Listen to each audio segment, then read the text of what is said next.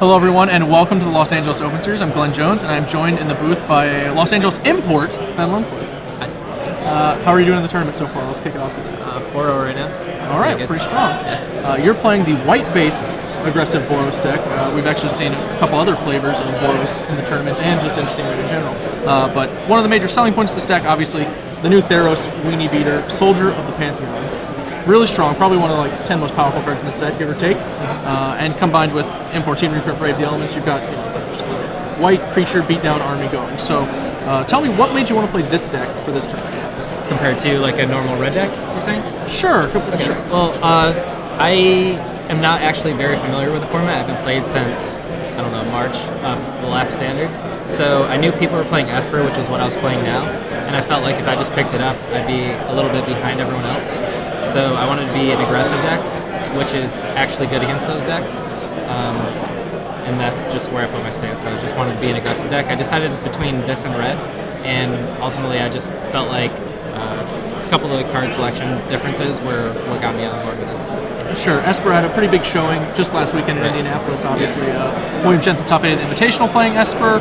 We also had 2 Esper decks in the finals of the Standard Open in Indianapolis, which pretty strong showing for a deck that hadn't actually done much since its first weekend with Theros.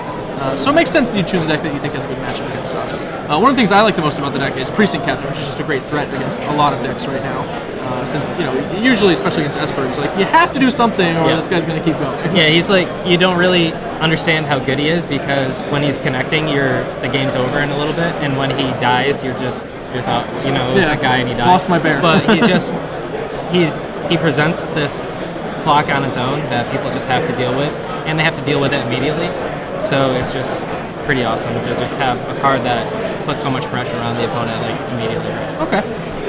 Moving a little bit up the curve, we have Ajani Call of the Pride. Now, Ajani, he never really caught on the first time he came out, to put it mildly or politely. But this deck, I've actually seen him getting a little bit of play here. You've got a couple copies. How good has he been for you in the Archetype? He is very good for me. Probably one of the cards that I always want to see in the game. I was told to play I don't know what the weapon is, the white weapon? Spear of Healing. The spear, yeah. Kibler told me to play that when I was talking to him last night. So I put one in instead of an Ajani. It was okay when I drew it, but this guy is just insane every single time I drew him. Even on camera, I just top decked it to deal the last 6. Just my opponent was at 6 life, and I just had no way to win, just drew it, flew over the top, and just killed him right there. Certainly not an option available to Spear of Healing. Yeah. Boros Charm, I think, is the biggest attraction to red, of course. Yeah, being able to get indestructible, and the 4 damage is no slouch either. White Weenie decks have always suffered from a lack of range, right? Yep. I refuse to ever play White Weenie again because I played it in, I think it was Time Spiral Block constructed. Maybe? Sure. Okay, and there was just no reach. You just get in the last few points of damage, and you just sit there, and you knew it was over. There's no way out of it. But with Boros Charm and just some other cards that give you a little bit of reach, like Ajani, it's way more impressive now. Now you've made some additions to the list that a lot of people actually haven't in previous lists that we've seen. The one you've done is Frontline Medic. Yeah. You're running Frontline Medic in the main deck. You've sidelined the Banisher Priest into the sideboard. I guess explain to me, what was your thought process behind that transition? Well, Frontline Medic is probably one of the best cards in the deck with Mutavault. Sure, okay. And its abilities to just make your guys indestructible. Definitely on the 4th turn when you're attacking, it just gives you just so much, board presence that can't really be disrupted.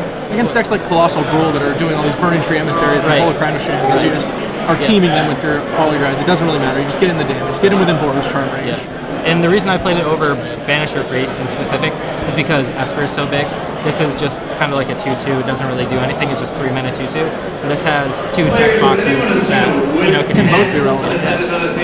Obviously being able to sacrifice a counter Stasis Revelation every now and again could probably wind up mattering. Could matter. That said, you are still running the Banisher Priest. It's one of your biggest weapons against Mono Blue Devotion. Right. Yeah. It's. I also kind of like it against the Mono Black Devotion deck because of the 6/6 flyer. The Desecration Demon, sure. It's a deck made of like mostly singleton creatures, right? That like deploy a Pack Rat or deploy a Desecration Demon.